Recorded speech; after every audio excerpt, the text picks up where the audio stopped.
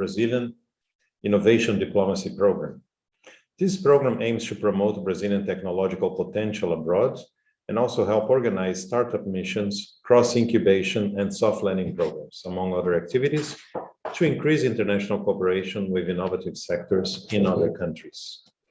So the Science, Technology, and Innovation section of the Embassy helps to promote Brazilian initiatives in Russia in the field of innovation and high technologies. Among our projects, we promote the Brazil Tech Award, which is given to high-tech companies that would like to come to bring their operations to Brazil.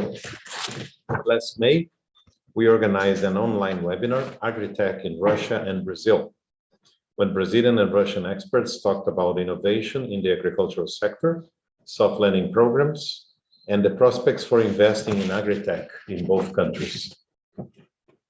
A sector of high importance to both Brazil and Russia. So today, we will learn about the state of health tech in Brazil and Russia. Our presenters will give us a market overview and tell us about opportunities for startups, entrepreneurs, and investors. You will hear presentations from industry experts and successful tech companies from both countries. But before we get started, allow me to share a couple of reminders. The working language of our event is English, but there will be simultaneous translation to Russian available during the event. Please click the interpretation button on the toolbar, and then you can choose the language you would like to hear, English or Russian. The webinar is divided into two segments of 1 hour each. The first segment is an expert session. The second segment is a pitch session. There will be some time for questions and answers after each session, 8 minutes after the experts and 5 minutes after the pitch session. Please submit your questions to the speakers using our Zoom chat function, preferably in English. And if your question is not answered or addressed during the webinar, please send it to us via email to the address that will be indicated in the chat. So we have a lot to cover today, and I will have to be very strict in terms of timing.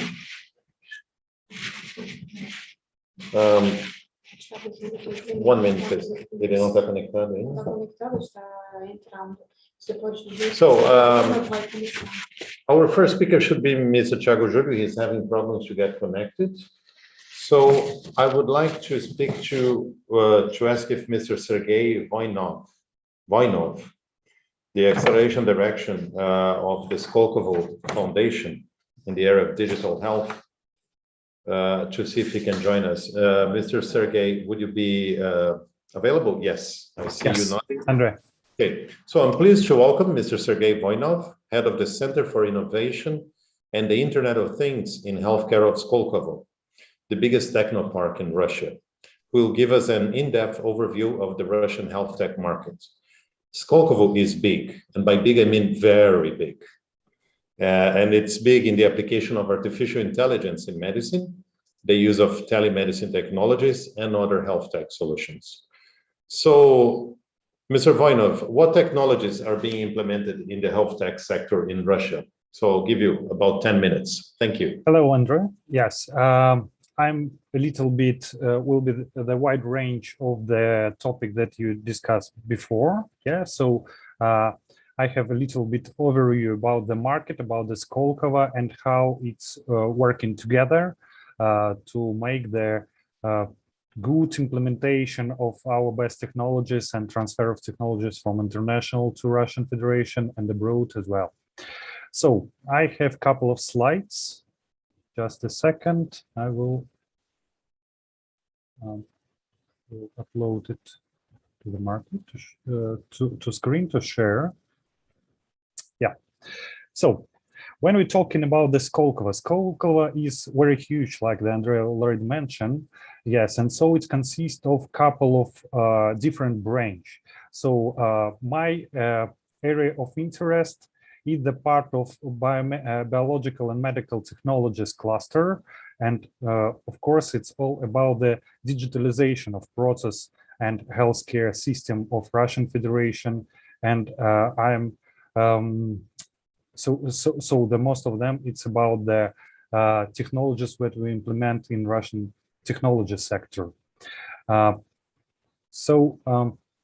What is the ecosystem? So Skolkovo consists in different ecosystem by the different areas, and one of them is the ecosystem of biological and medical technology cluster. So it consists of 600 startups in different branch. Of course, not only in digital, but also in different areas of the medical science and biological science as well. So it's new therapies, new rehabilitation systems, and so on and so on. But of course, most of them in 21st century, it's consist of some digital technologies. And when we're talking about the health tech Russian market, we can see the one position that at the Skolkovo, it's the biggest and maybe the world oldest center in Russian Federation to support the technologies and deep technologies in different areas. So the most of the companies that already have on the market, they have their residence in the Skolkovo Foundation in different key things. So somebody, it's about the implementation, about be the part of ecosystem to work with the huge companies from Russia and from the big brands, international brands. So our ecosystem consists not only from the startups, but also from the educational sites, the main educational sites in medical area. So like the first section of university, like Moscow State University, and biggest educational organization in Russian Federation in cooperation with the startups, with the development of startups, and implement in the practical healthcare system of Russian Federation. Of course, we closely connect with the Russian healthcare system, like the Ministry of Health, with another regulator organization of Russian Federation, and of course, another part of our ecosystem is the venture funds and the big brands like Russian big brands and the international big brands in health tech area. Here you can see some big names in Russia, and of course the company that you good known, like the Sanofi, AstraZeneca, Janssen, GE Healthcare, and so on and so on. So part of our work is to configuring some cooperation project to transfer the technology from the big brands to our startups and Russian healthcare system, from our startups to implement in the package system from the big brands, and so on and so on. So it's the very huge part of cooperation what we're working to in Skolkovo Foundation. If we're talking about the portfolio of cluster, it's kind of illustration, because like I already said, the main part of all Russian startup that working on Russian health tech industry is they are participant and a resident of the Skolkovo Foundation. So here you can see illustration of how they are spread between the different areas. We see that, of course, we have a lot of therapy and rehabilitation system, pharmaceuticals, and IT in healthcare. But it's not only the one part where the IT in healthcare represent, because some of startups are working in different areas, and they so if we will count how many startups we have in the portfolio of biomedical clusters, it will be around the 150 with the digitalization part in different areas. Sometimes some companies are working in digitalization of in pharmaceuticals area. Of course, we have some companies that make a digitalization in rehabilitation and therapy. So it's not very easy thing to make the clear of how companies in digital sphere, because it's everywhere. It's in every area that we are mentioned too. And so it's some kind of illustration of Russian health tech market. Yes, so on the next slide, just a second. Yes, I will take you some our activities in health with the Ministry of Health. So basically, Foundation is closely working with Ministry of Health in case of cooperate to implement the best practice in the Russian health system. Of course, we have some regulatory approach to that all that we can implement in Russian health system, it's need to be registered under the regulatory law in Ministry of Health. It's not only the one issue that we have when you go into the Russian market, because all you maybe know that most of our most part of Russian Russian healthcare system, it's a government state healthcare system. 80% of Russian budget in healthcare is the government budget. Maybe a little bit more than 10% is the insurance, personal insurance programs, and maybe less than 8% it's the out-of-pocket budgeting of the healthcare system. In this case, you need to understand that to work with in Russian market, you need to be closely connected with the Ministry of Health, with the most of approaches in the Ministry of Health, and so on and so on. In this case, after we signing the memorandum of understanding with the Russian healthcare system, we establish the IoT Innovation and IoT Healthcare Center in Skolkovo Foundation. I will show the couple of slides about it.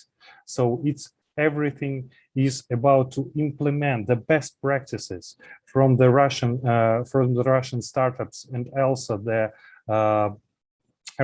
big brands that are supporting the Russian startups in cooperation with the complex solution to make the better providing the better services in regions of Russian Federation. So it's like the showroom, it's like the showing the best cases and best diagnostics to the Russian regions that they can implement. So it's showing the maybe the most mature technologies in healthcare in most of the main therapeutic areas that will be the main point of the working of Ministry of Health of Russian Federation. Just a second, I will show you a couple of slides about which kind of areas we mentioned in the Innovation Center. So now it's more than 9 therapeutic areas, most of them in oncological side, but also in the cardiovascular disease, it's working with diabetes. And so every time we collect the companies and startup companies and solutions that we can provide in collaboration with the big brands as well. So it's from one side, it's the project of biomedical cluster to implementation the best practices in healthcare, in the practice of healthcare, and also in the educational project. So now we have the regulation about the educational program. We will start some educational program about the digitalization for a Russian regional healthcare system from the January of 2002. And so it's a small overview, about 10 minutes, because it's very hard to detailize in everything what we do. Yes, because it's a very huge area of working with the Ministry of Health, with our partners, with the regulations, and so on and so on. And just a few words about artificial intelligence that you was mentioned in the first part. we have in Moscow, Moscow Center, I have the slide about it. Just a second. Yes, it's here. So we have the very strong part of, just 1 minute. We have a very strong part of the company that working in area of artificial intelligence. It's around more than 20 now companies that working in artificial intelligence in radiology. And we have the biggest project. I think it's the biggest in the world project in practical healthcare in radiology by the Moscow Department of Healthcare. So during the 2021, it's data of the middle of the year. It's one of the more than 1 million studies, CT studies was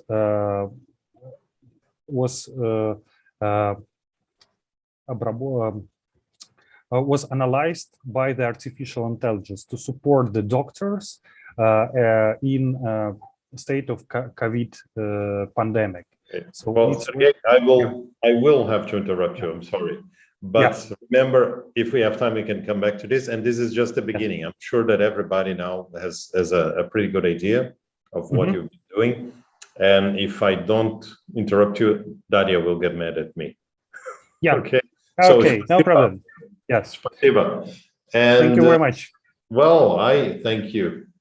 That was very interesting, really. So I would like to welcome Ms. Daria Shunina. I hope I got that right.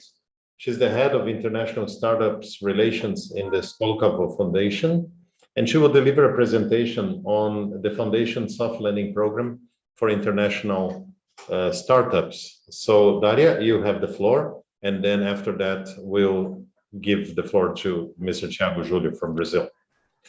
So okay, you have the floor. Sorry.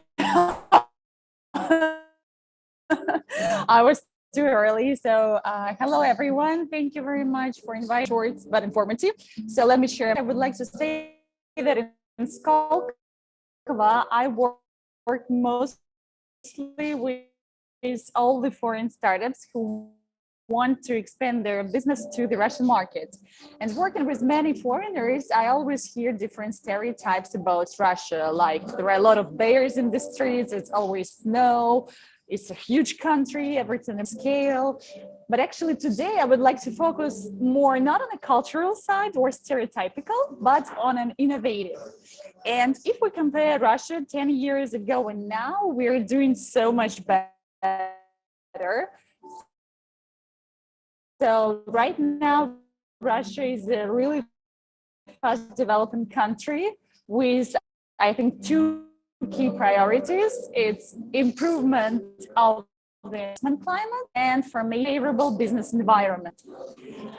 Just some rankings. So right now we have the 28th place in the World Bank industry. We have the 24th place in the best countries overall ranking, so it's a pretty country to live in. And the 20th is in, yeah? Daria, we are having problems with your yes, audio. Can you hear you? No, it's not very good. I mean, Hello? It's on and off. Can you try a different connection? I can give the floor to Thiago, who's been waiting, I think, and then we can go back to you, because I think there is a problem with the connection you're using. It appears here as a bad connection. Okay, let's try. Okay, let's switch it back. Okay, I'll give it to Thiago. Maybe you want to restart. There is also some music in the background, and then I'll give the floor back to you later, your full 5 minutes. Thiago, would you be ready to take the floor now? Yes, I can do it. Just yeah. So can I? Yes, let me just introduce you first. Okay. Thiago Julio is the head of open innovations at DASA. DASA is the largest integrated health network in Brazil, and he will give us an overview of the Brazilian health tech market. So Thiago, you have 13 minutes for that. Thank you. Hi guys, thank you. Good morning or good evening, wherever you are watching us from. Here in Brazil, it's still morning. And I'm glad to talk a little bit about the healthcare not healthcare, but the health tech market. So I'm the head of open innovation of DASA. We are a large health ecosystem here in Brazil, and one of the largest also innovation community, entrepreneurship community in healthcare in Brazil. So what I'm going to show you is not what our company is doing, but what's the scenario of the health tech market here in Brazil, especially regarding startups and health tech companies. So I'll share my screen just a second.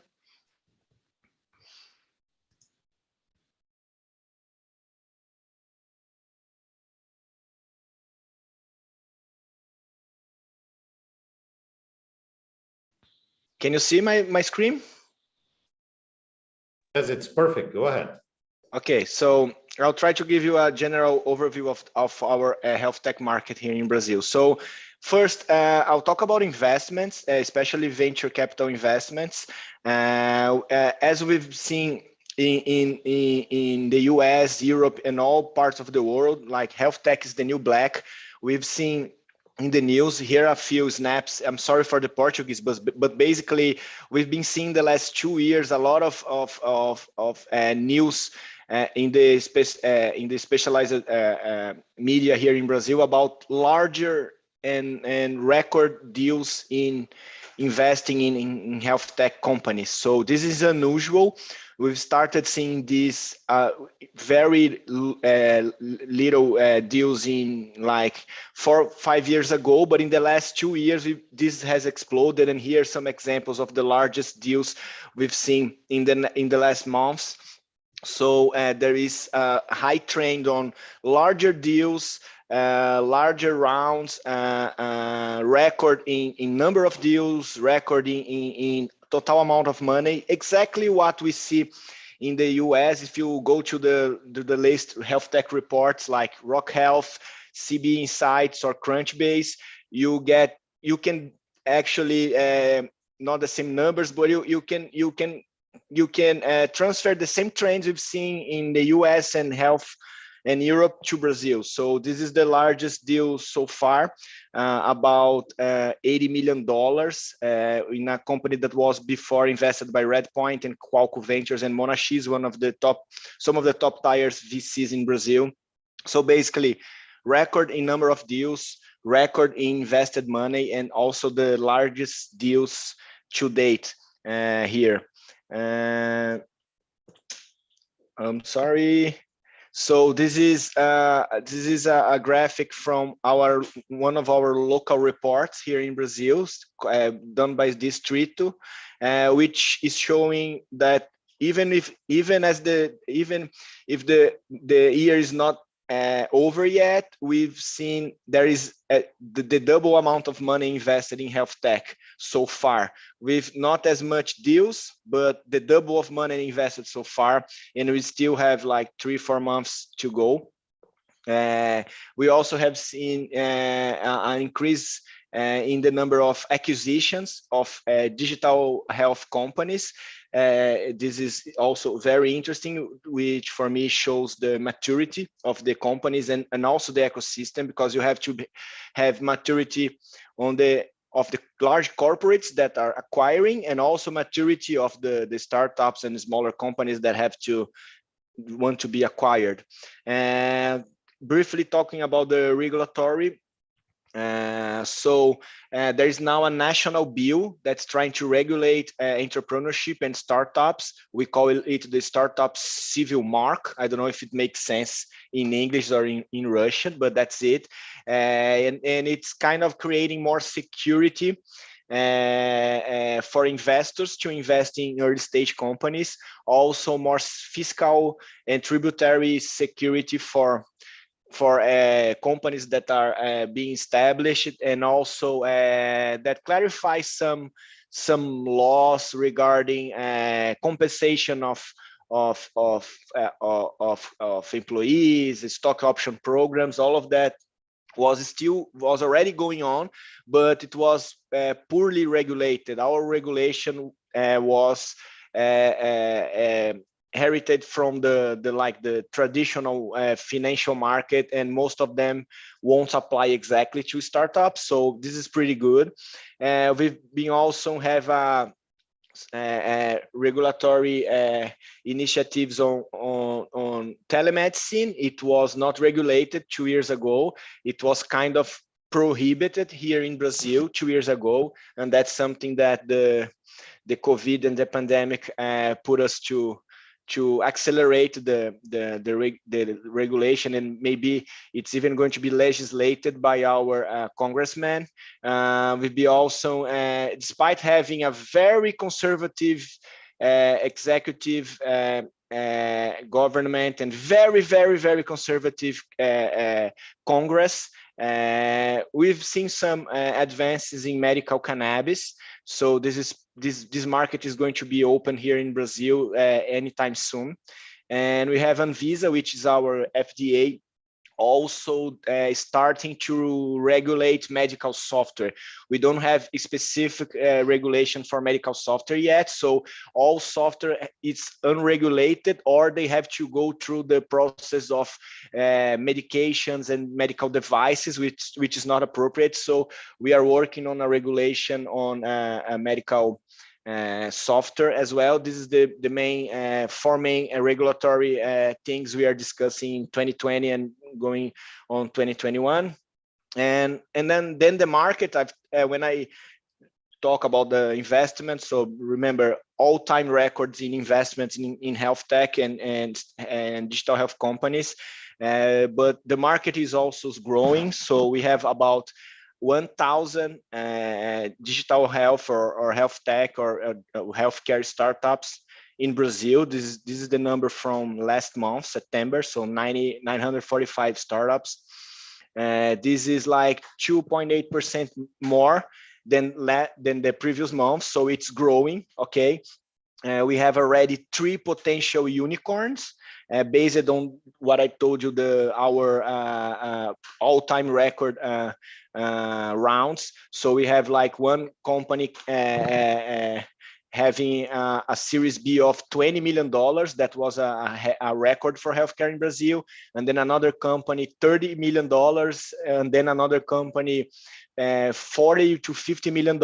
And then there was an M&A, an acquisition of Memed, the largest e-prescription company in Brazil, for like $60 million. And so we estimate almost $500 million invested in the last 3 years, okay, which more than half, 350 million in the last 2 years, okay, with 34 acquisitions of this company. So the message here is like the health tech market in Brazil is growing for the past 5 years. It's getting more mature, but we've seen expressive acceleration of this growth in the past 2 years. So it started before the pandemics actually, but then the pandemics, as we've seen everywhere in the world, it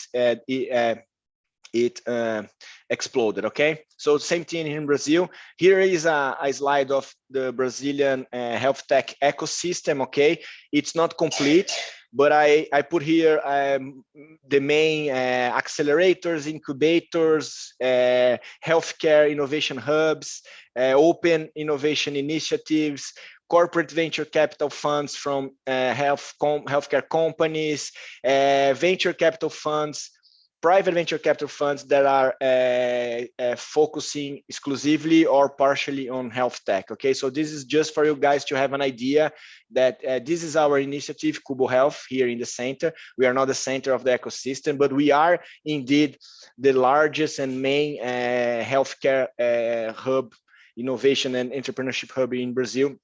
But we have some others. DNA Capital is a private VC that acquired Memed. We have some guys working on the biotech space like Biominas and Biotech Town.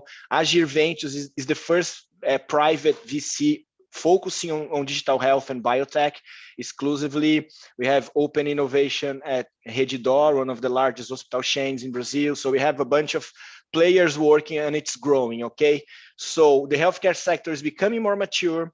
We've seen a lot of health healthcare large companies, traditional companies investing in open innovation strategies, corporate venture capital funds, and also starting doing some M&As. Most of this was accelerated by pandemics, but it actually started a little early with the digital transformation of the sector, like 3, 4, 5 years ago. Almost all large healthcare companies in Brazil decided to pursue their digital transformation, and in the means of doing the digital transformations, many companies are looking for startup and entrepreneurs to help this digital transformation by means of open innovation, direct investments, or acquisitions. Okay, and another thing that is interesting, we've seen, as we are seeing, especially in the US, but somehow in Europe and a lot in Asia as well, new players entering the healthcare space. Okay, and I'm talking about large companies like retail companies, pharmacies, tech companies, and telecommunication companies. Everyone wants a bit of healthcare now, and we are starting to understand how to deal with this large company, not selling products to the healthcare industry, but actually providing health services and like teleconsultations, like telemedicine and so on. Okay, so oops, I'm sorry, what happened here? So these are the largest health techs in Brazil. Most of them, if you see, they are EHRs, healthcare access, and telemedicine. So I say that although we have a lot of interesting and high-tech companies, most of all is still health 1.0, like 2.0, because it's still in the digitalization era of the system. So the Brazilian healthcare market is starting to get really digitalized, and startups and health techs are a large part of it. Okay, so I'll jump this, but most of them are B2B, as we always see in health techs. Apart from the US, most all of them are B2C, are B2B or B2B2C. Only a few are actually only B2C. That's a trend we see worldwide. As I told you, by categories, EHRs, telemedicine, clinics, diagnostics, like basic healthcare stuff that is getting digitalized. A lot of concentration in São Paulo. That's what we see for startups. That's what we see on the financial market and large companies as well in Brazil. Most companies are concentrated in São Paulo district.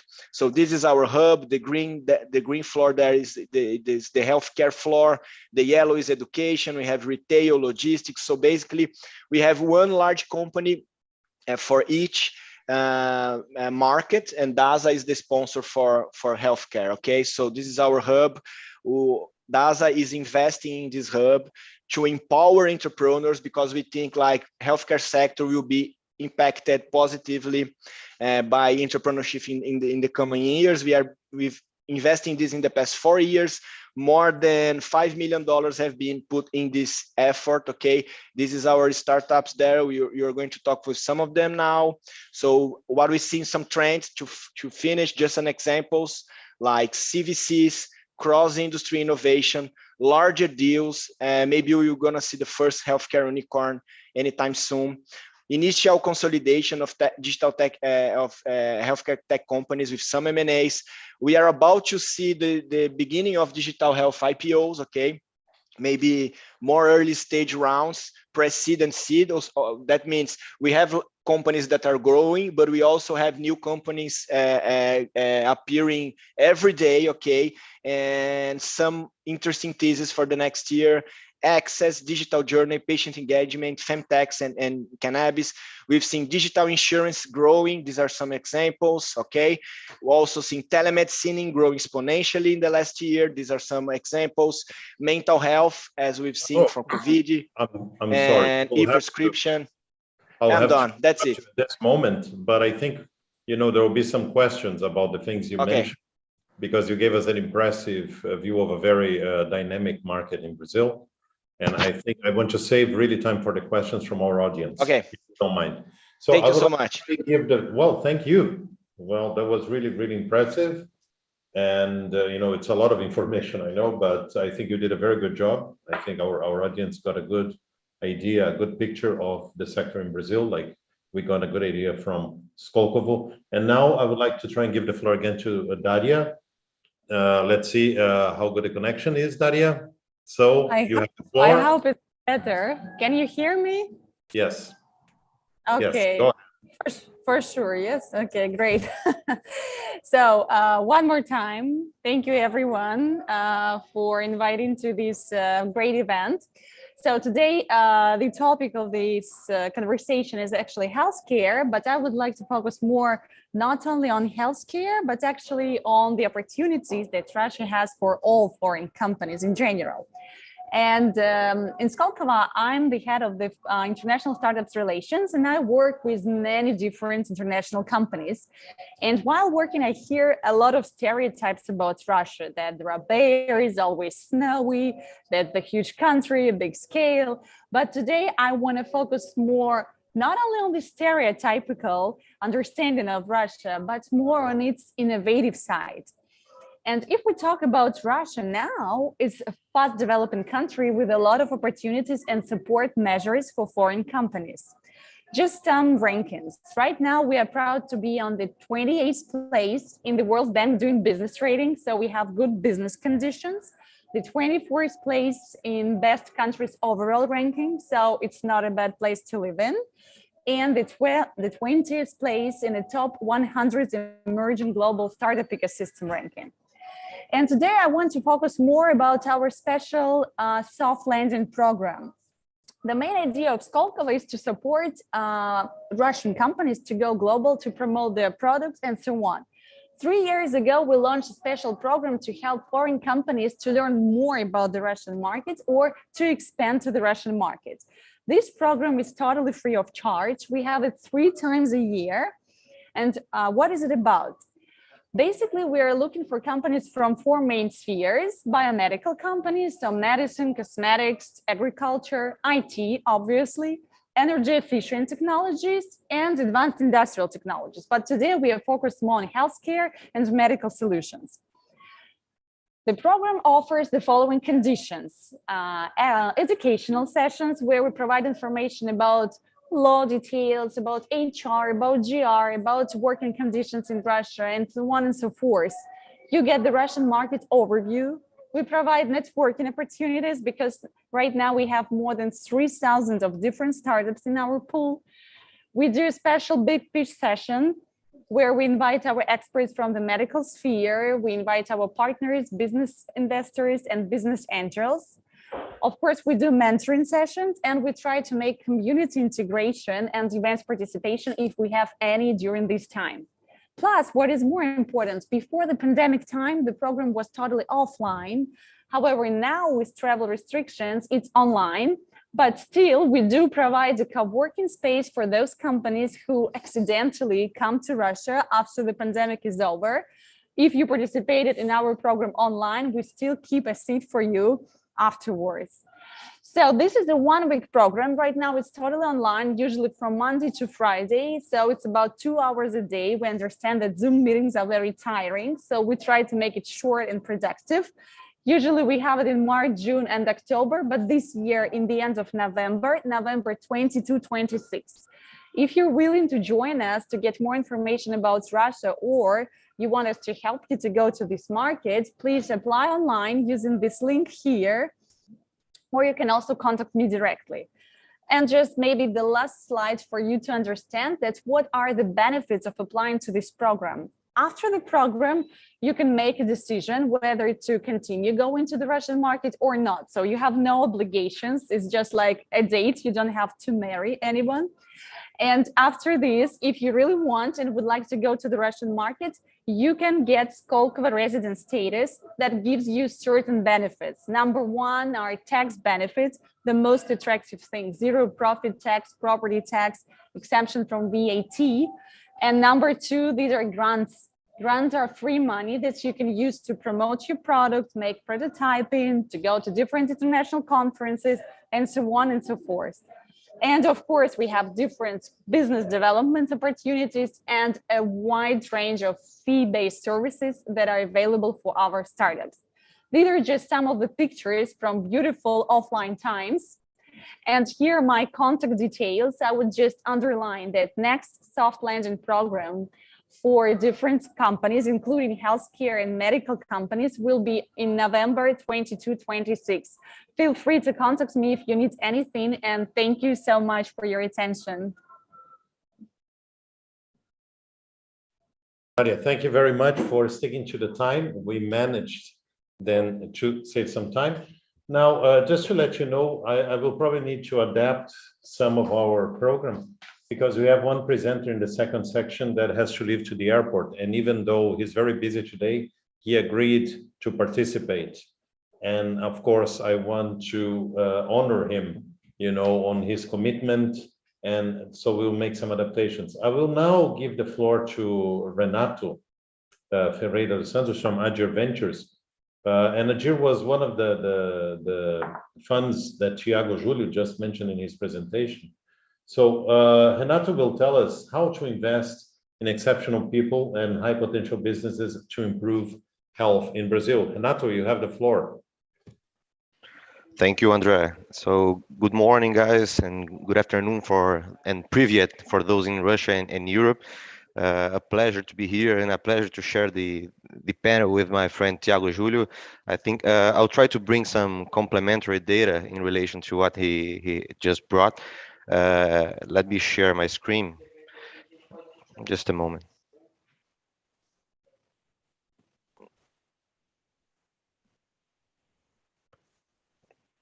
Okay, so just to give you a heads up, I'm one of the managing partners of Agir Ventures. We are the first independent single sector venture capital fund focused on health tech here in Brazil. It is still a recent project, so we took the first semester to structure and fundraising, and then now in July we had our first closing and officially launched the fund. And we have just made our first investment. So and as I mentioned, this is a 100% investment thesis focused on health techs, okay, and a very broad investment thesis, but within the healthcare market. And I'll try to present some data here about the healthcare market and about our deal flow, just to give you an overview of the maturity level of the market and about how we organize our deal flow and the representative of each segment that we look and we invest. So I think some of these data Thiago has already presented to you, but I think it is worth to highlighting the level of maturity that our investment that our health tech sector reached recently. Okay, so when we started to structure the fund, one of the first questions we made to ourselves was, will we have enough deal flow to create a single sector VC fund focused on health tech? And then we started to look into more, to make a deep dive on the data about the health tech companies and about the health tech trends in the world and in Brazil. And this is some data produced by Distrito, a local innovation hub, and they have a very good a monthly report about health techs in Brazil and the overview of the market. So we have basically how can we prove, how we concluded, right, that we have reached a very good maturity level. So we have now almost 1,000 health tech startups in Brazil. We have a very good number of deals and amount invested and M&As happening in Brazil in the last 2 or 3 years. And if you see the evolution of this, it is very impressive. So about 70% of the health tech companies existing in Brazil, they were founded in the last 5 or 6 years. And this is very representative because they are now reaching their Series A and Series B rounds, and this helps to explain why the amount invested in the last years and why the average deal size is so much higher than in all previous years in Brazil. So if you look at this picture, in 2020 and 2021, which is still ongoing, we had more money invested in health tech companies than in all previous years. And I think the main explanation is that in this case is the maturity level of the market, but also the year of foundation of most health tech companies in Brazil. So they are now reaching their Series A and raising more representative rounds with local and international funds. So this is very representative to us. Okay. On the other hand, we have now more M&A transactions in Brazil, either from incumbents who are acquiring local startups due to their strategy, due to their investment or platform strategy. So we have been experiencing in Brazil a move of consolidation of certain segments in the healthcare market.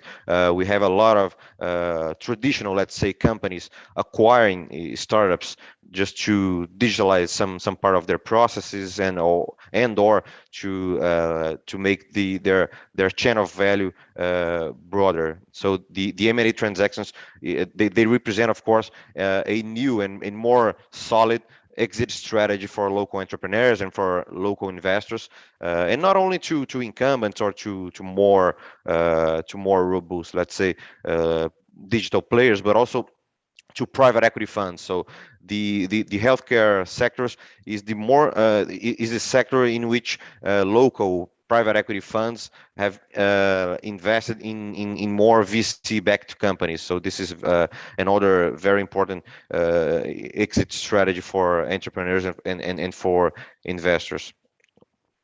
And just this is to give you a more clear picture of our deal flow and about the most relevant segments for health tech companies in Brazil. And it is clear to me that local companies are still trying to catch, let's say, low-hanging fruits in Brazil. Unfortunately, we still have a lot of not sophisticated problems to be solved in Brazil. So processes to be improved, in management inefficiencies, and so what we see these days is that most of the companies are trying to focus, are trying to address certain issues like management solutions, management improvement, mental health or telemedicine platforms, access to health. Of course, we have some biotech companies or some companies working in the life sciences space landscape, but this is not our, in terms of representative, this is not the most representative segment in Brazil. And just to give you a picture of this, in our case for Agir, about 1/4 of our current of our leads, they come from this management space. So management solutions focused on healthcare organization. They can be, for example, clinical management. So any solutions focused on clinical outcome, or corporate health management. So HR solutions, populational health, and some way of increasing assertivity for HR managers in the B2B space, administrative or financial management. So a lot of tools destined to improve this management processes and try to bring efficiency to management, and hospital management, of course. So either in the cost cycle or in the revenue cycle. I think most of Brazilian hospitals, they are not very digitalized nowadays. So there are a lot of startups trying to sell their solutions to hospital managers as well.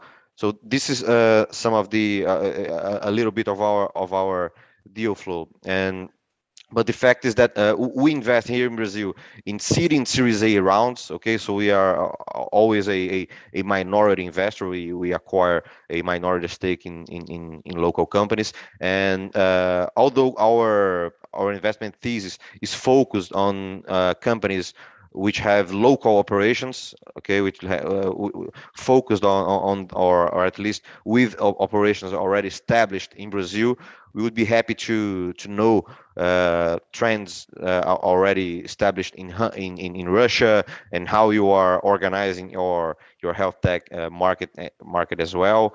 So we are always trying to look into benchmarks as well. So we have some funds which inspired our strategy. So we have Cure Ventures in Israel, we have Quant Ventures in Asia, and many others single sector VC funds focused on the healthcare market. And we would love to get to know you guys from Russia and learn about your health ecosystem, and try to give you a bit more information and a bit more color about ours. So I think, Andrea, this is the brief overview that I would like to give you. I don't know if you have any questions.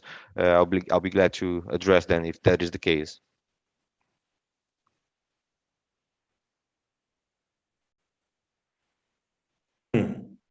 So thank you very much, Renato. We already have some questions there that you can take note. I mean, I'm referring to all the audience, all the presenters. Later we'll come to that.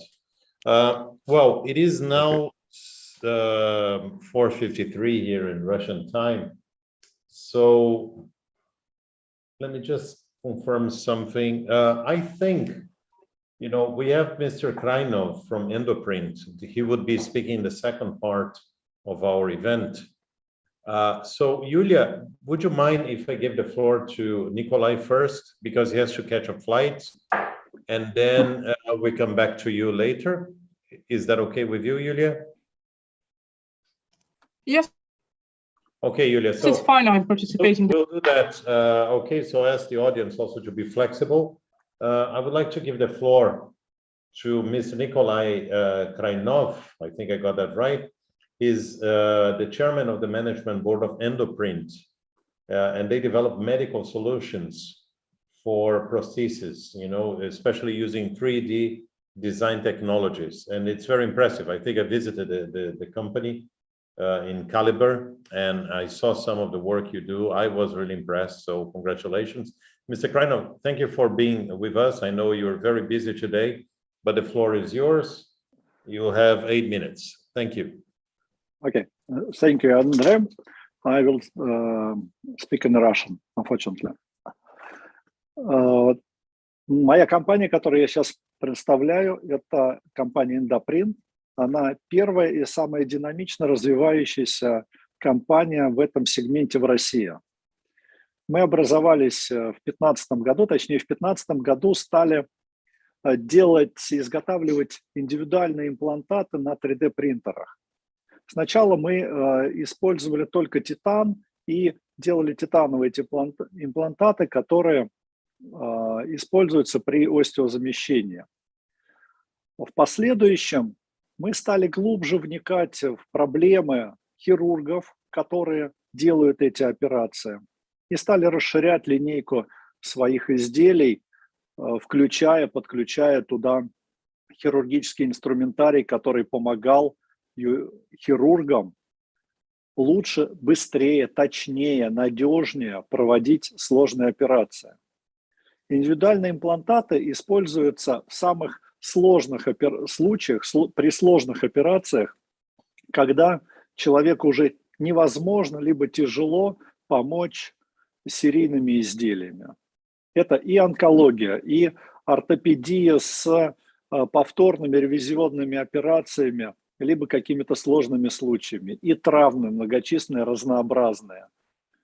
И во многих других случаях незаменимы индивидуальные имплантаты, которые мы как раз и научились изготавливать. Теперь мы делаем не только из титана, мы делаем и из других материалов, таких как хирулен, резорбируемые материалы, биосовместимые материалы.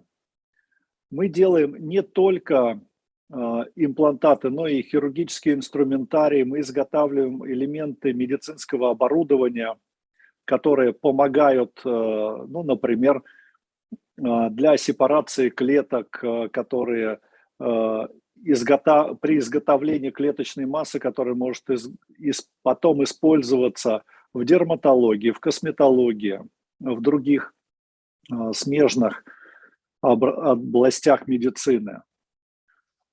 И миссией нашей фирмы является, первое, это помощь пациентам, которые нуждаются в проведении сложных операций, с тем, чтобы дать им такой имплантат, который может стоять очень крепко, надежно, пожизненно, и человек избегает инвалидности и возвращает себе хорошее качество жизни.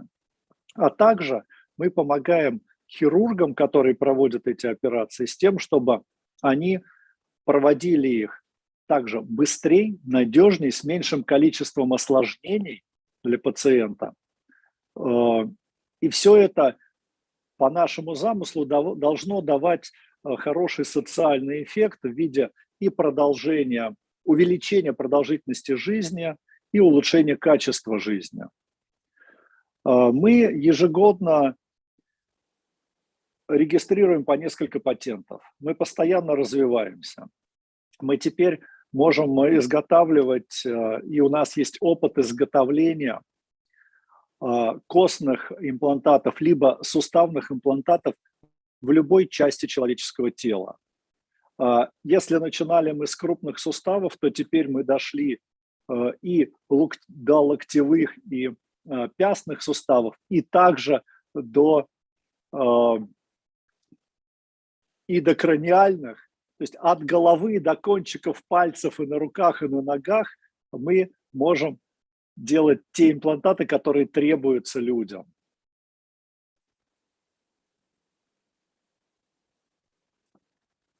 Даже несмотря на ковидные ограничения, когда количество плановых операций резко уменьшилось, мы в это время перешли к большему участию в научной работе. И сейчас мы уже разработали в том числе не только локальные имплантаты, но и целые суставные комплексы, которые включают в себя и костную часть, и пару трения, и ответную костную часть. У нас есть и запатентованные модели, и целый ряд успешных операций с нашими изделиями.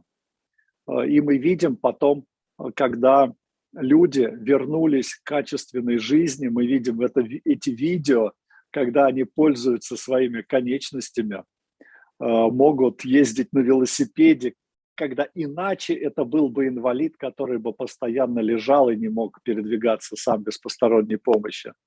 Либо пританцовывает человек, который всю свою жизнь, там, около 50 лет, был инвалидом, официально признан инвалидом. Это дает очень хороший позитивный настрой, это позитивную отдачу дает. Мы очень активно сейчас занимаемся и в стоматологии, помогаем в тяжелых случаях врачам-стоматологам, сокращая в несколько раз те операции, те действия, которые они делали. Одни из наших направителей, например, сокращают 3 операции, можно сделать за 1 раз. Это резко ускоряет выздоровление пациента, сокращая время операции.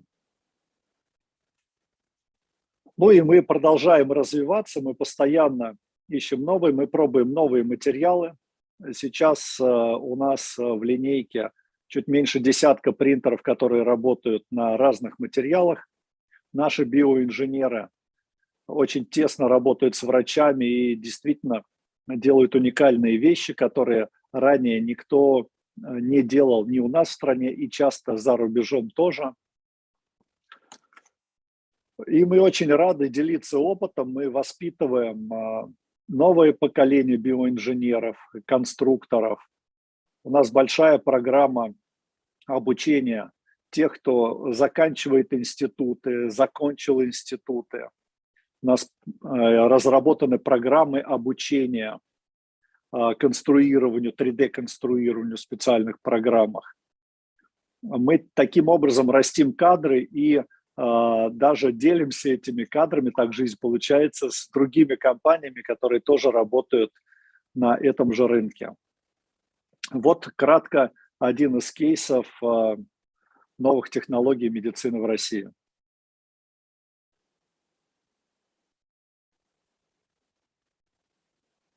Я думаю, я уложился. Yeah, спасибо. Spasiba, and Welcome. really appreciate the fact that you managed to be here with us today. And this is just the beginning of this conversation on cooperation between Brazilian and Russian health techs. So thank you very much. And with that, I would like now to go back. As I said, we are adapting a little bit our program. I would like to go back to our previous session and give the floor to Ms. Yulia Kukina. She's the head of international business development at Botkin.ai. And Ms. Kukina knows everything about investment trends in the Russian health tech market. That's what I've been told.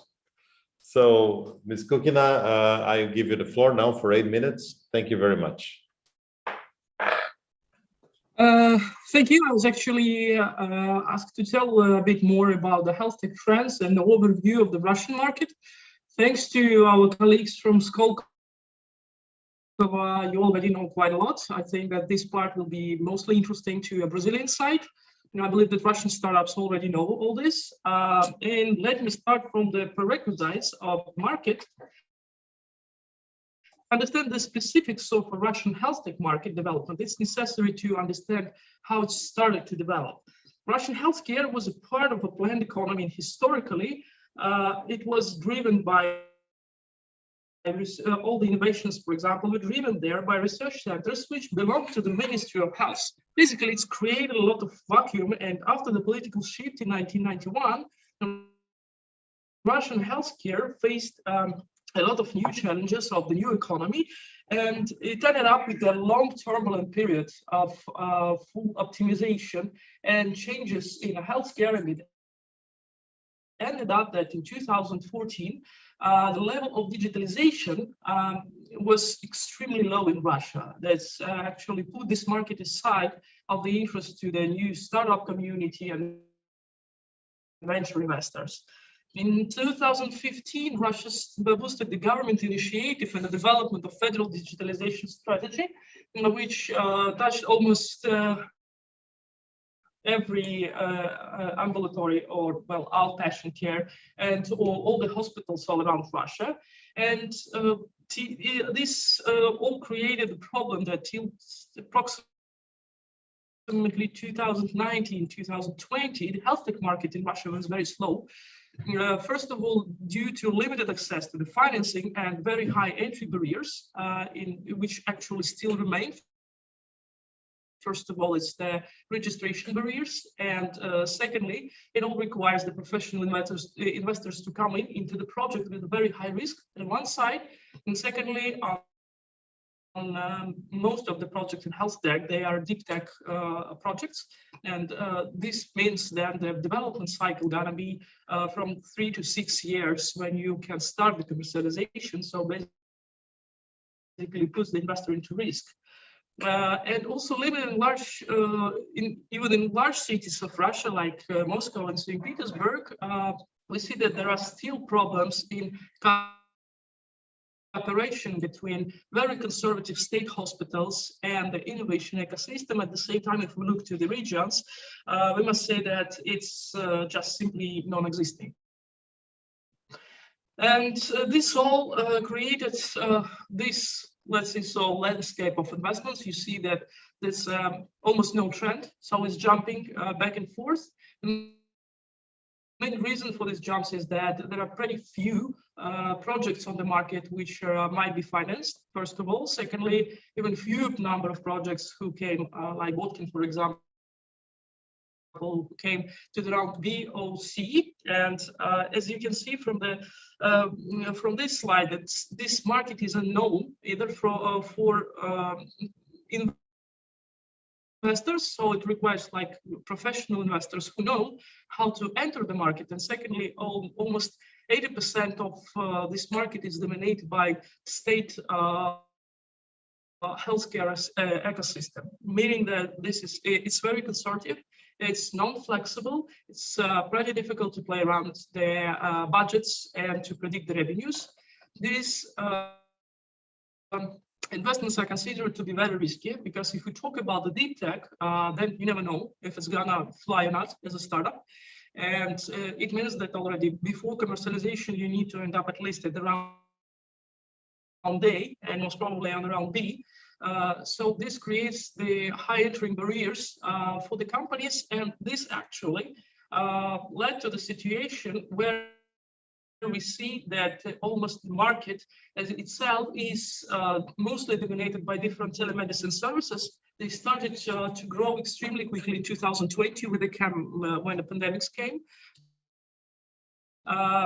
Because people needed some accessibility to the doctors. You know that Russia is huge, and the accessibility to the healthcare services might be pretty low from region to region.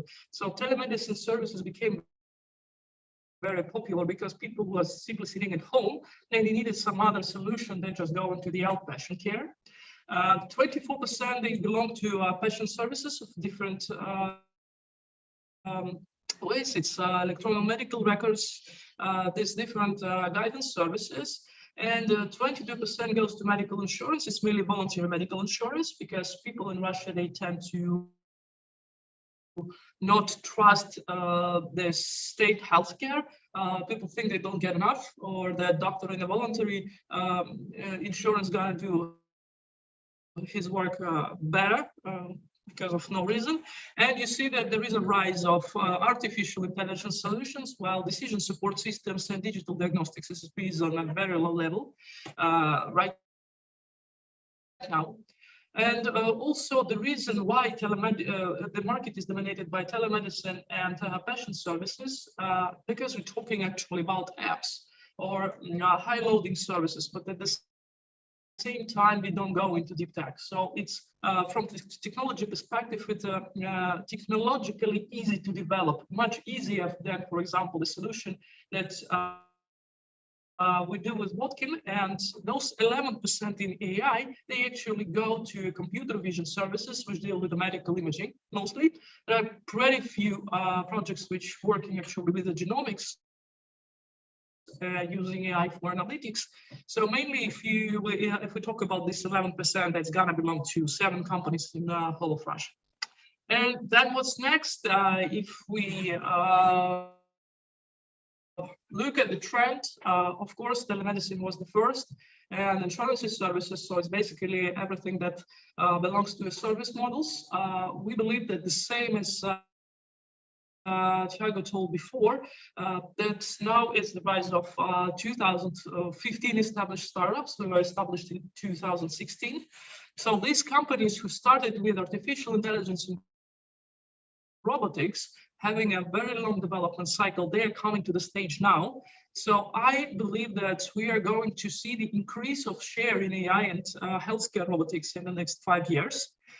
We'll see a moderate increase in investments thanks to the success of Russian companies on the international market, thanks to Skolkovo efforts as well. We start to see Russian companies getting CE mark and FDA, meaning that they are ready for international stage. It's not like in a retail business where you can enter just because you have a good business model. In the healthcare market, it doesn't work like this. And for Russian companies, for a long period of time, it was pretty difficult to get, for example, CE mark or run through the governmental authorities. So it's made to be possible thanks to our innovation centers. And I believe that it's gonna shift to a new digital solutions focused on decision support systems. It's not something like they will grow from nothing. They will grow from the existing technology projects. So they will just expand and go and grow wider in terms of their healthcare operations.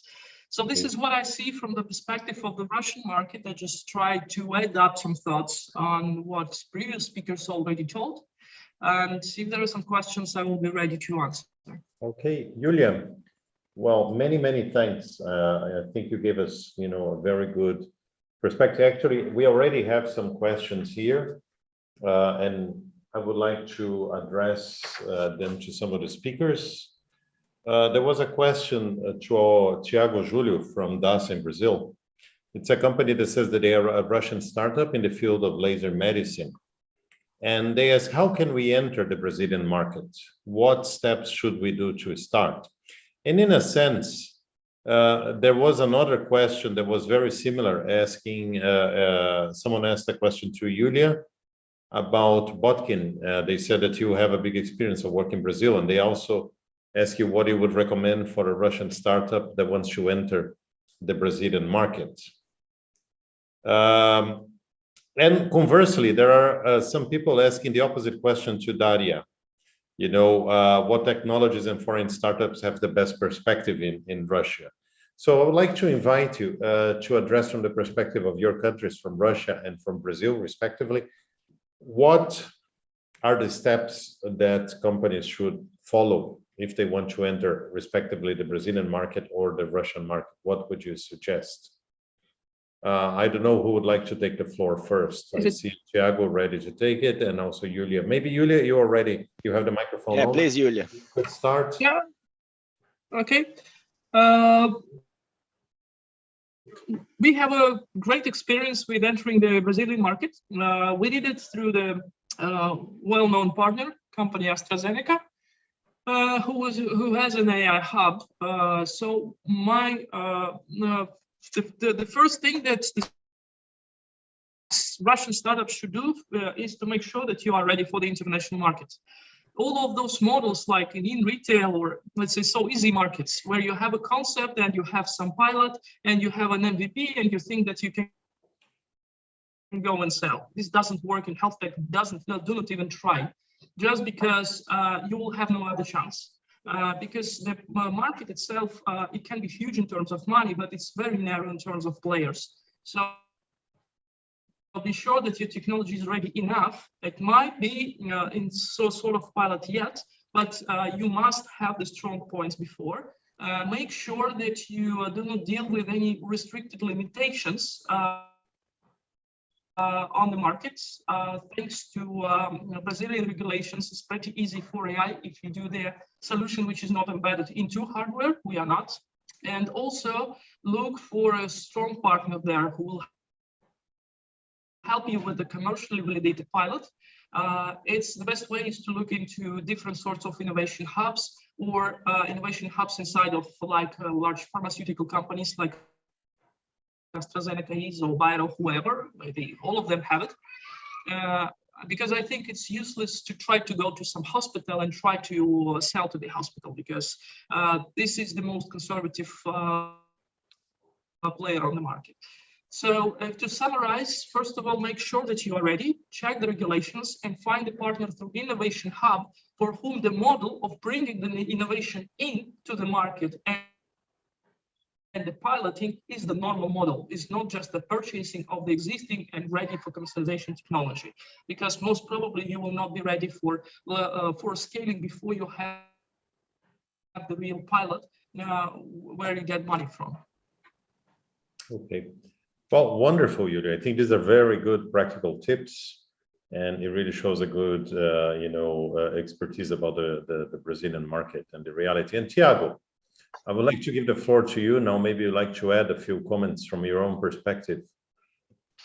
Yeah. So let me try to be a little didactical and educational here. So first, you have to check what kind of legislation you have to fit. So some treatment or medical devices, you have to go to an FDA-like or CE-like submission process that can take from 6 months to maybe 2 years. So you got to learn that.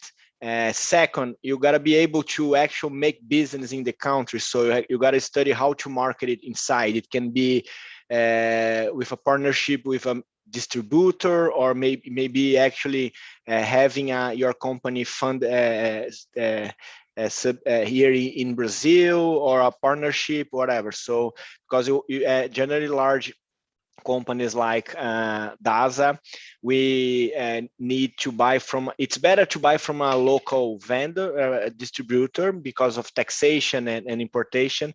And generally medical companies, large companies, medical providers, they don't help. We cannot, it's difficult for us to help companies getting the regulation and the marketing operations set up. Like we can indicate partners. There are some consulting firms that help that, and even the in general, like the embassies. So both Brazilian embassy in Russia or the Russian embassy here in Brazil, they usually have business units or initiatives such as this webinar in order to help establish at least the company and start selling. Once you do that, then it's time to roadshow. And then I would suggest 3 things. Like first, hubs, innovation hubs, like Cubo, like Distrito, like any other. Second, medical congress, fairs, and events that you have like large medical fairs and medical congress here that you can buy a booth and actually try to sell there. And you can also try to contact companies directly through their innovation person. So go to LinkedIn and just have mapped, and the embassy can help you do that, which are the large companies in Brazil. Go to LinkedIn and you'll find like someone like me in all major healthcare company, and you can reach them directly, even for mentorship.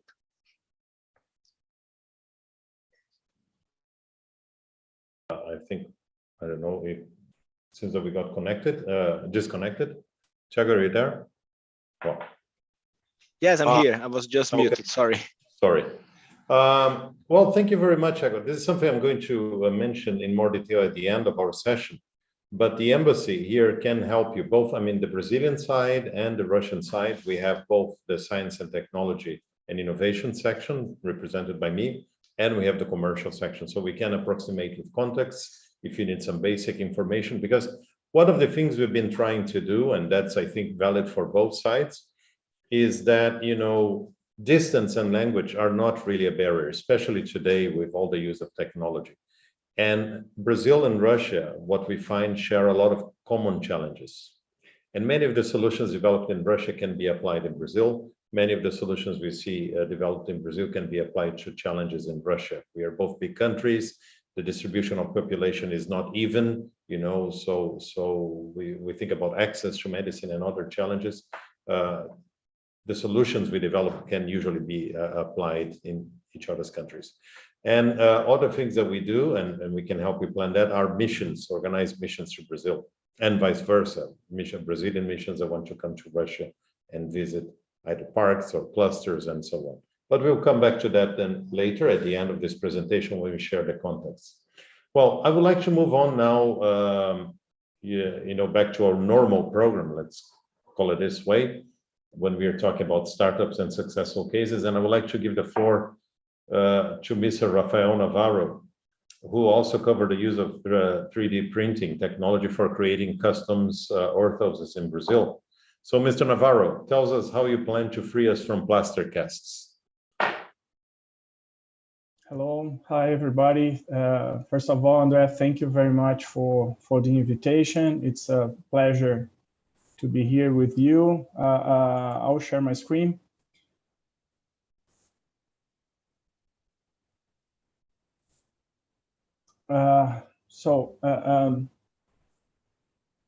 I choose some slides to tell a little bit more about Fixit. So Fixit is a new, we are calling a new experience in immobilization, right? So we are producing orthoses with a 3D printing machine, right?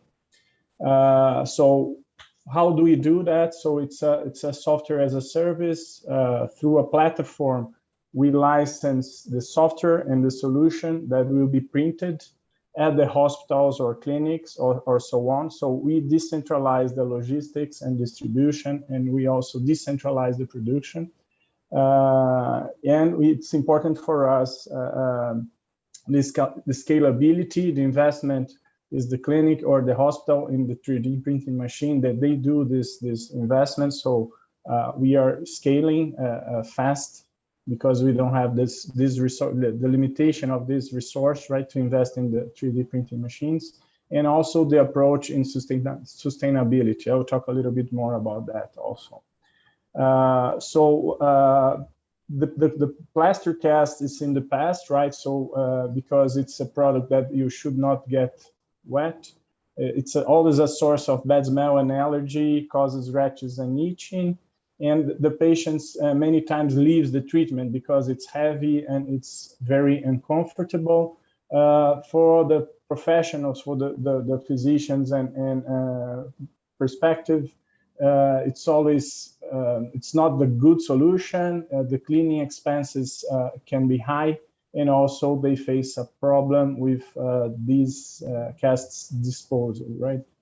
So not to mention that the cast, there's an impact on the environment.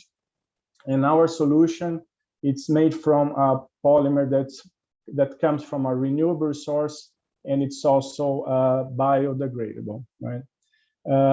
So we have many solutions, more than 20, not only for the upper limb, but also for lower limb. Some pieces we print in let's say in the two pieces combining, right, to a solution. This gives us a wide potential of products, and we are not limited with the size of the 3D printing machine. Right? So we have solutions again for upper limb, lower limb, fingers, and so on. We also have other services like biomodels, so for the surgery planning. And during the pandemic, we also supplied goggles. We helped some pieces of the masks to the support of face shields and laryngoscopes, right? So we faced, at least here in Brazil, a lack of supply of laryngoscopes. So we could also do and support the hospitals on finding a way to supply this. Fixit has already more than 200 licenses. We are mainly, of course, in Brazil, but we are also growing abroad.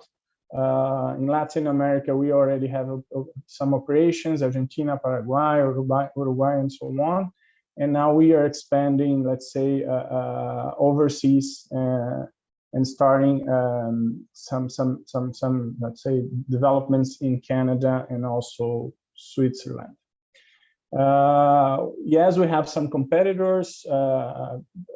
We are bringing here the two main competitors, but we believe that we have some differentials, so no need for investing in scanning. We are more affordable. Our competitors' price, it's much higher than ours. The setup for our solution it's easier and faster, and we decentralize also the distribution and the production, as I mentioned before. And the business model is replicable and also scalable. We already sold more than 9,000 orthoses, which means that we are, let's say, saving 5 tons of plasters in the environment. And thank you very much. I think I fitted the time that I had to talk to you now. Thank you. Well, thank you very much, Rafael, for this brief presentation. It was brief, but it was really to the point, and I think you demonstrated, the power of your technology, of your solution here. I will give the floor now. We're going back to our presenter, Yulia Kukina, who was just speaking to us a few moments ago. But this time, she will really introduce an application, right? So Botkin AI is a Russian company that specializes in creating healthcare products using artificial intelligence for oncology screening and control of population health. So Yulia, I would like to give the floor to you now for another 8 minutes, so you can share some information about your solutions here. Thank you. I'm going to show the project which was also implemented in Brazil. So there we are capable to talk about the results of the Brazilian study as well. But I would like to focus mainly on the concept of the solution itself and why we see that it is extremely important for the development of the population health solutions across the countries with large populations like Brazil. And we are looking mainly now into BRICS countries. So let's start from the major problem we address. First of all, let me explain this. Medical imaging is their key diagnostics method for the most of the pathologists in the world. Therefore, it grows rapidly every year. The average growth rate right now is over 7%. And at the same time, the number of experienced radiologists grows only by 2% a year, meaning that we already have a shortage of radiologists today, which accounts 20%. And in 5 years, it's going to reach by 50%. Just for you to understand, for the whole billions of people living on Earth, we have a bit over than 500,000 of radiologists worldwide. This means, and it all brings us another problem on the stage. We just need to see it from the different angle. The reports on accuracy of the studies show that over 50% of the suspicious cases of early cancer, for example, when we talk about the lung cancer, remain missing. The reasons for this may be different. First of all, it's because of the average level of expertise for the radiologists, especially those who are just on the first year after their university studies, or those who are just shifting from the older equipment to a newer equipment. And secondly, it all popped up during the COVID pandemics, that as all other doctors, radiologists are getting tired, and especially in the emergency hospitals, they tend to miss the small suspicious signs because they are focused on the main pathology. So basically, if I'm looking for the pathology which can tell me that the patient is infected with COVID, I will tend to miss something. So what we do is we try to build, and we actually already did it with a certain point of success, the system, the decision support system, which will not replace radiologists, but which will support radiologists in making fewer mistakes in their diagnostics process and to improve the efficiency. So meaning that, for example, if you're looking into a second opinion or a viewing of the medical imaging, we pay attention to those cases which we see as suspicious, and there where AI can really help, both in a retrospective mode, when we take some large data sets and reanalyze them in an automatic way, and in prospective mode, when we help to the radiologists to do their work in time, showing up the suspicious forms of inclusions, for example, in like pulmonary nodules, especially in the smallest, in a small size. Why we do this? So let's just stop on one specific case, the lung cancer. 200 million chest CT scans were performed during COVID.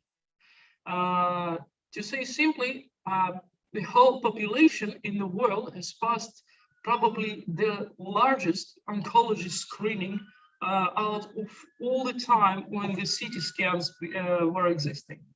The detection of the lung cancer in our retrospective projects increased by 60%, meaning that compared to the previously identified cases, we showed the improved rate of detection by 60%. Just to show you and real figures, so every year in the world, based on LCAPs and Nielsen studies, reports there are new 2.2 million new lung cancer cases identified in 2020.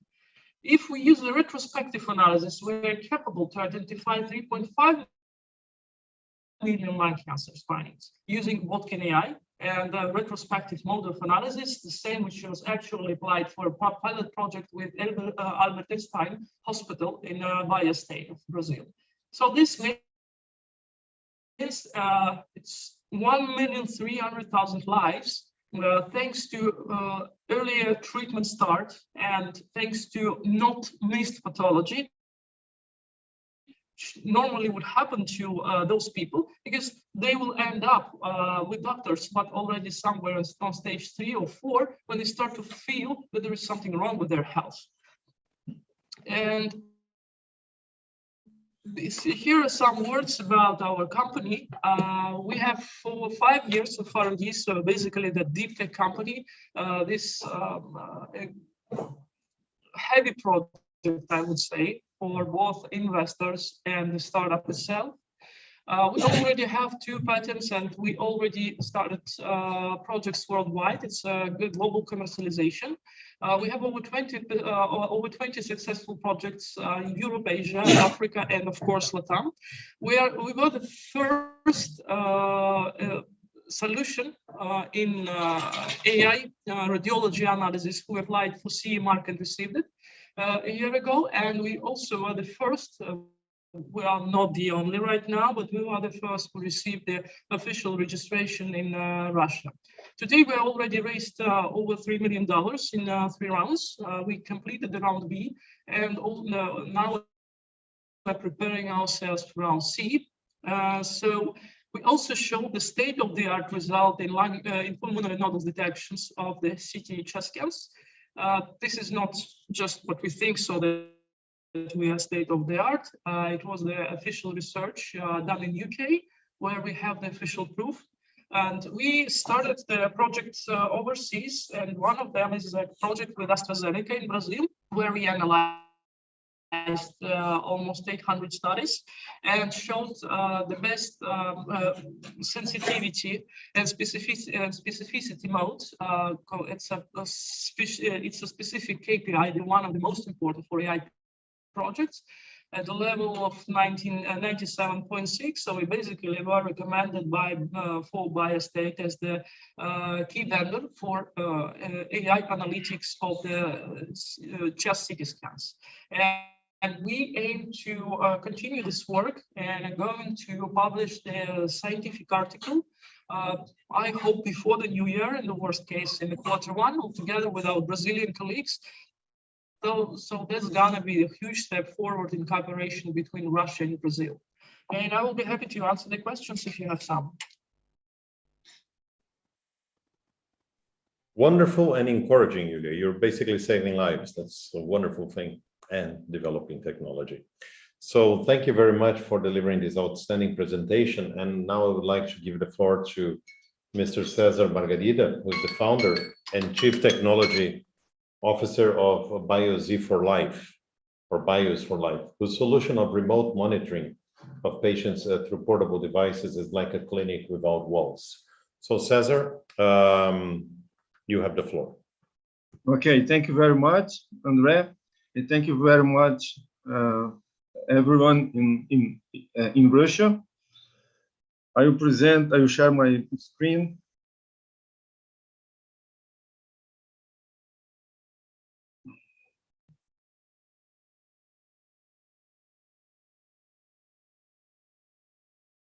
Okay, BioZ for Life. We are focused on the telemedicine, specialized in remote patient monitoring, basically to get the vital signs using hardware and software. The challenge are very clear. We have been developing a solution for the remote monitoring and to get vital signs.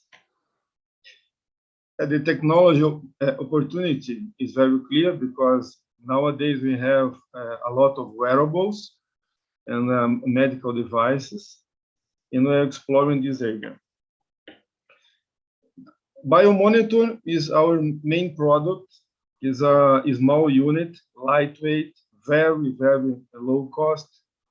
Its size is around 3 inches by 3 inches, and it replaces the regular devices that you found in pharmacy, drugstore, or even clinics and the hospitals.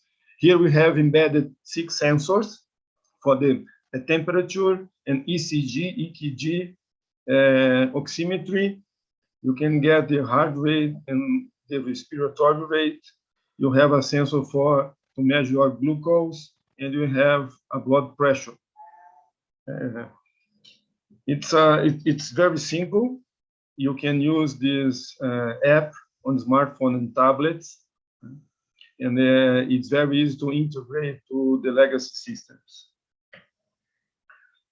The second product, it's called BioPhase. It's a solution that you can get some vital signs from your camera.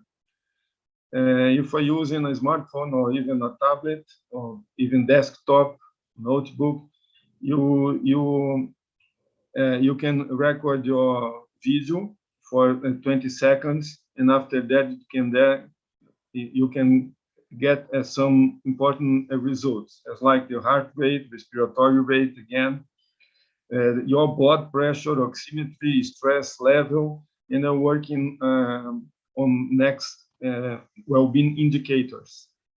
We are replacing some international competitors here in Brazil and Latin America.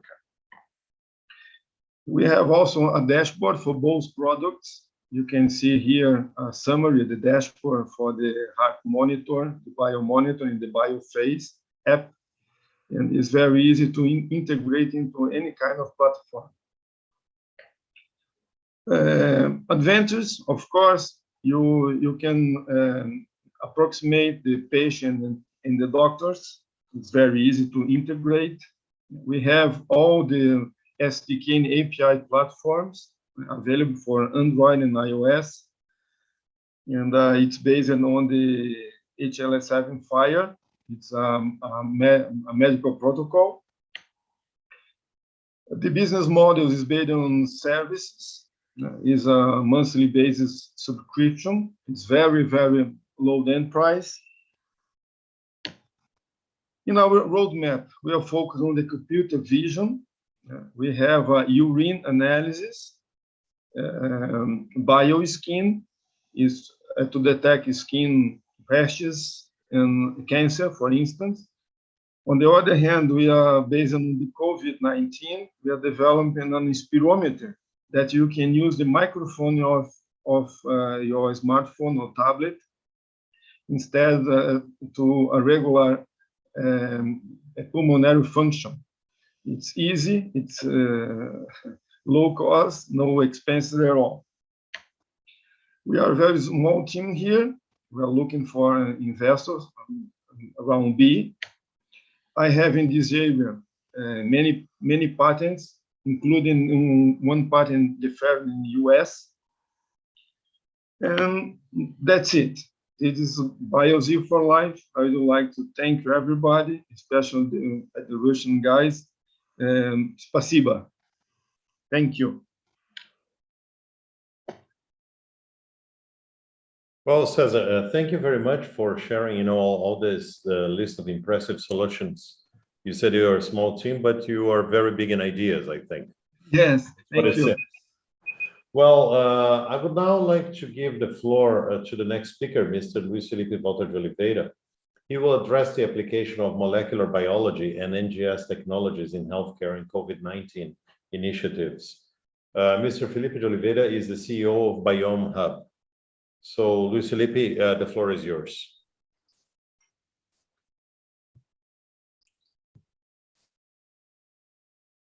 Thank you. Thank you for inviting me to show you a little of what we are doing here in Brazil. My presentation is showing for you.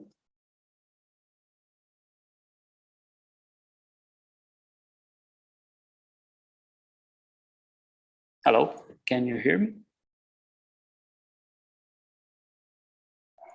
Yes. Yes. Okay. So, thank you.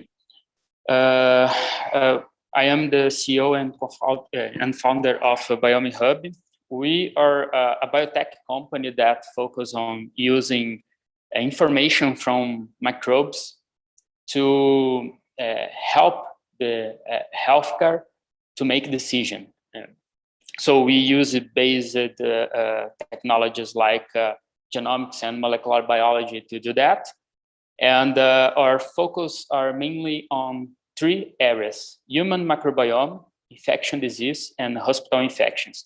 Today, I will talk to you about what we are doing here concerning in COVID-19 actions. So the pandemic starts officially in January 30 in 2000. And about January 30, 2020, we already was working in developing a strategy to diagnostics COVID-19 using molecular biology approaches. But as the pandemic advanced in the next 2 months, we saw that we needed to thinking how we could do this different than the others laboratories, diagnostic laboratories are done. And then we come up with some questions to understand how we could do that. And we realized that focus on asymptomatic and pre-symptomatic transmitters could be one of important thing. And for do that, we need to create some way to massive to do this in massive way.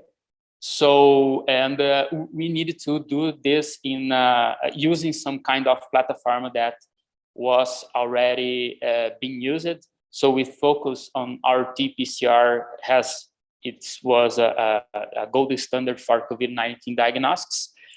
And then looking what was going on in the world at this moment, we saw some pooling tests being set, so being developed. So we have some kind of pooling test that's mixing the samples that already come in the laboratory. We saw some strategies that you could take some, for example, in the individual samples, we could take the swab and put in another tube, mix them, and then perform the analysis to identify the pools that was positive. And we come up with a new strategy that appeared to be very fitted in the context of COVID-19. So what we developed was a strategy that when we collect the sample, we already collected them 2 samples. The first sample was an individual sample. And the second one, we already put this sample together with other samples that are collecting in an event of collection, for example, in a industry. This, we have some beneficials with this strategy than the previous one. First of all was the sampling dilution. So the strategy to mixing the samples that were already collected, you have a decrease of the viral load from a positive sample being diluted from the negative ones. And with this strategy, we maintain the viral load, even if you are pulling this positive sample with 2, 3, or 12 negative samples. We have shown that. And for be able to track this, we, in partnership with Cert Foundation, we're developing a software, 2 software actually. One was a software for the people that was participating for screening. They registered this app collecting, create a barcode, QR code, and all those results that we was generating, we send to the app for the people that was tested that have the results. And we developed it to a collector app where the healthcare collector professional will read the app of the patient and the code of the tubes for both tubes, individual tubes and the pool tube. This operation works like that. We went in a facility, for example, food industry, our healthcare service, or a school, and we collecting the sample from all these peoples and the people. We take 2 samples, one for pooling and other individual. For the symptomatic ones, we just collect the individual sample. We start performing analysis from the pool samples, and if you have one positive, we go straight forward to the individual samples that was connected with this pool, and then we identify the positive one. This approach takes about 24 hours for us to identify the positive pool and individuals that was positive in this pool. We have some beneficials because this strategy, we don't have overload in the laboratory because we don't need to mix in the samples and then make the analysis. The samples has the same, so it's a very straightforward process for any laboratory implemented. We create a partnership here in Santa Catarina with the Fundação CERT and the Sistema Fiesc, which is a foundation related to industries in the States. It's called a COVID-19 initiative, and we have working with private sector performing this analysis. We have win 3 challenges here in Brazil and use all the prizes to be able to help public services like healthcare, education, and security to have them tested with this strategy. We have published our methods in peer-review softwares and papers, scientific papers. And has the new with emergency of new variant, we coupled this strategy with a whole genome sequencing to understand how this virus was spreading and happening in these services that we are helping monitoring. And more recently, we start with a partnership with Santa Catarina, Federal University of Santa Catarina, the states of Santa Catarina, to establishing a genomic surveillance to understand how these viruses are moving and evolving here in Santa Catarina states. Okay. Well, Luis, thank you. I have to interrupt you. Thank you very much for your presentation, which is really incredibly informative and interesting. And I will move to our last speaker in this session and our last speaker of the day, and then we'll have some questions. So Mr. Maxim Vedenidov, I think I got this right. He's the CEO of Health Monitor and will tell us about innovative solutions for non-invasive screening of diseases. So, Mr. Maxim, you have the floor. Hi, nice to meet you. Can you hear me? Yes, very well. Yes. Great. Let me share my screen. Just a moment.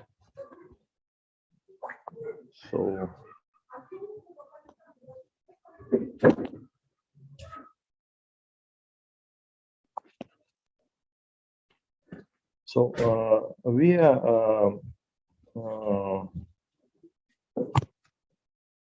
producer and we are developer of special gas analyzing device, which can change rules in medicine. Let me explain you the one of the main use case what we did already for the sport and for sport diagnostic, And we already have a CE mark. We already selling the devices in different countries like Israel, like United States, United Arab Emirates, some countries in Europe, and probably with a special certification which we did in the European Union, we can sell it also in Brazil and in other countries in South America. So what we are doing, we can detect the gases in a human exhalation with very sensitive special equipment, and can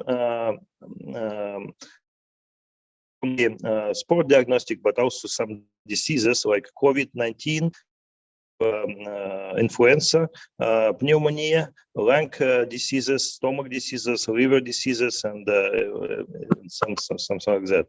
The human exhalation contains more than 750 water compounds, and this is not new.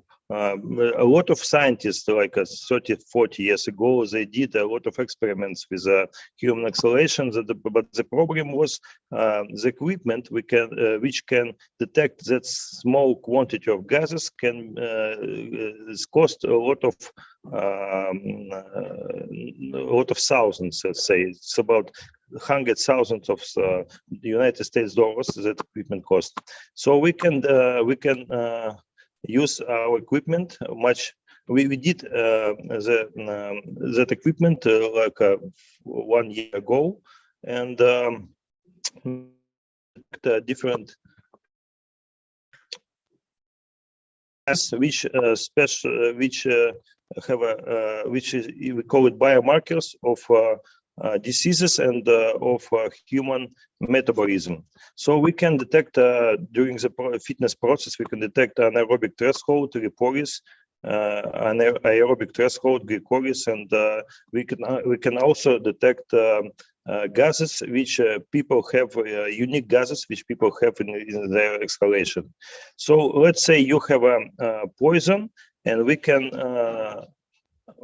let's say you have some diseases which we don't know actually, or you have a poison, or let's say you're drunk by alcohol, whatever, and we can detect the changes between your healthy state and state when you have diseases.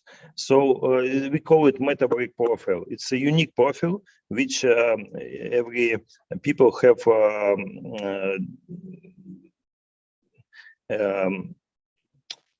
Let's say it's a unique profile. So let me show you the main page here. So how it works? We can detect the gases in at 1-2 minutes by one breath. So you will use our software, and you will breathe in the gas analyzer. We can say which gases you have in your breath, and before the training and after the training. So after the exercise, the fats which usually burn after 20-30 minutes your training, we can detect the biomarkers of fats. It's a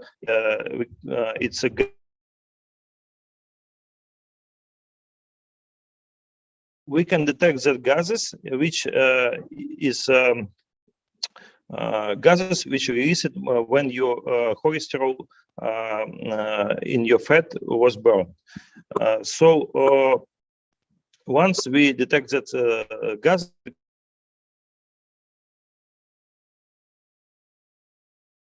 during your fitness, and we can tell you which is the best for you, which kind of training is the best for you, which kind of workout you should use. Like you need to use running mostly, or you need to use big weight to. It depends your fitness level. We we are working with the Russian Academy of Science, and we have a lot of awareness in Russia today. We are a resident of Skolkovo, actually, and we are today we have Z devices in 12 countries. In Europe, in a few countries in Europe, in Arab Emirates, in a few African countries, in China, in India, and we are looking for market in Brazil also, because it's one of the big, huge markets in the world. Let me explain you a few words about medicine. We can also detect diseases today, like a cancer, lung cancer, like COVID-19, by using our neural network. We have special neural network which can detect like a fingerprint of the lung biomarkers. When you have let's say some example of a COVID-19, when you have when your cell infected by COVID, that cell itself creating a special gases. It's about 5 gases, and we can detect the gases with a very small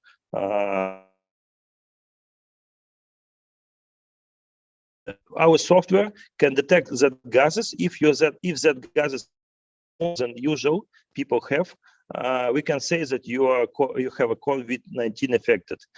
Actually, this is not our. We are not certified yet as a medical equipment. That's why I didn't say about that too much. We have that diagnostic, and now we are working with Moscow hospitals to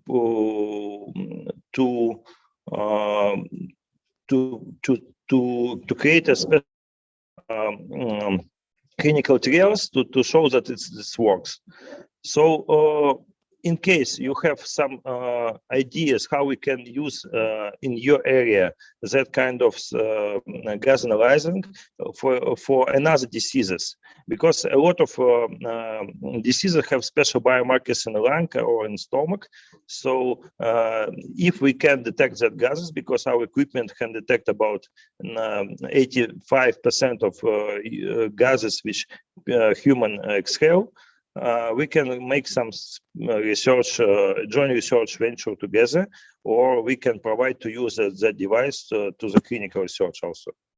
Okay, wonderful, Maxim. Well, thank you very much. That was also, very impressive. Thank you. So, as I mentioned before, we will have a few minutes for questions. We already have 2 in the chat room. From Igor asking if the biomonitor has a medicine license in Brazil. I think this was directed to Cesar Margarida, to Bios for Life, I suppose. Oh, yes, but if it has a medicine license in Russia. And also, there is a question from Mr. Vasily asking if we can compare the platform with another platform on the market called swissmedmobile.com. I understand that this was maybe referring to the solution shown to us by Mr. Cesar Margarida, but if that's not the case, Mr. Vasily, Mr. Igor can clarify that. Cesar, can you address those questions maybe? Yes. I'd like to explain that here in Brazil, the regulatory agencies for health tech are very complex. And for the certification, we have 3 steps here. We have something like the US, you have the FCC, is for the communication using Wi-Fi or maybe Bluetooth. Then we have to, this is the first step here. We have to get the certificate, the approval of an agent. It's called Anatel. It's like FCC. And the second step, we have to test, to rehearsal, to test all the sensors of the device in another agency. It's called an Inmetro. It's like the NIST in the US. We have to, they have to check all the sensors are calibrated, because it's not a wellness wellness device. Biomonitor is classified as like a medical device. Then we have to get this approval. And at the end, we have the Anvisa. Anvisa certifications like the FDA. The whole process in Brazil takes around 2 years, from 18 months to 24 months. It's very normal, and we are at the end of this process.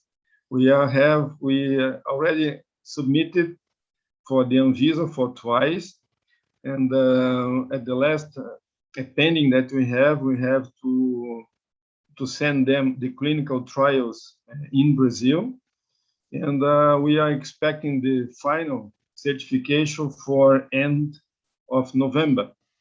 Then finally we can go to the market.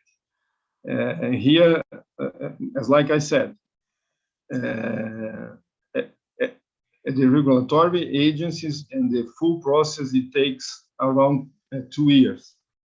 But it's not only for our company. If you are a Philips or GE or any medical vendor here, supplier, you have to submit for these 3 agencies: the Anatel, the Inmetro, and the Anvisa.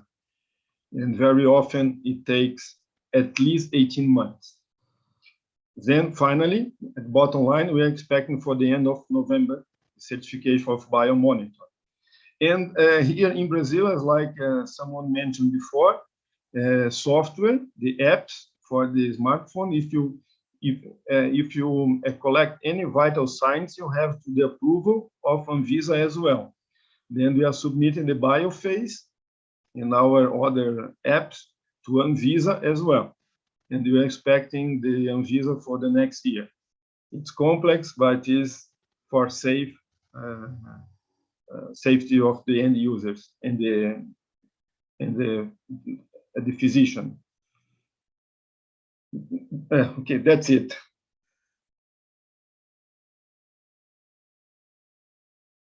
Here we go. Yes, my camera. Let's start video. Okay. Well, thank you very much, Cesar. Thank you. For clarifying that. Yeah. Well, Спасибо. yeah, спасибо. So, I don't see any other questions. So we would like to wrap up. We basically finished in time, just at 3 minutes, which is nothing short of a miracle. But I would like to thank everyone, all those people involved in organizing this event. Some are here with me in this room, and they made this possible.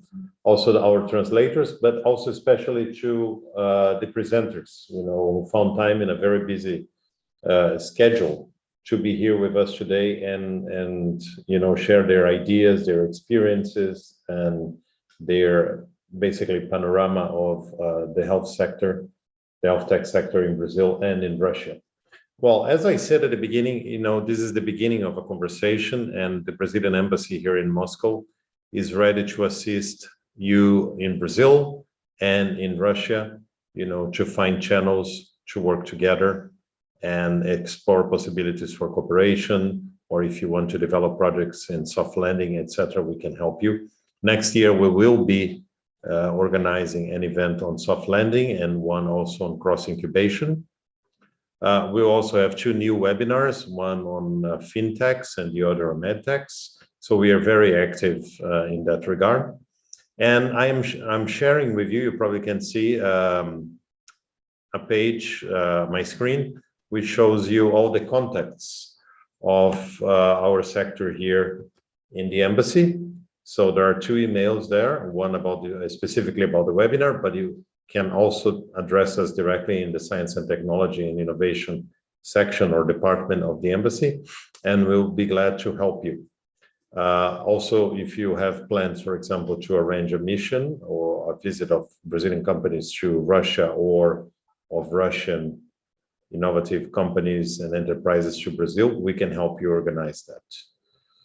As I said before, language and distance are not a barrier, especially when you have countries, that can work very well together. This is something that I've seen. Brazilians and Russians have a lot of points in common.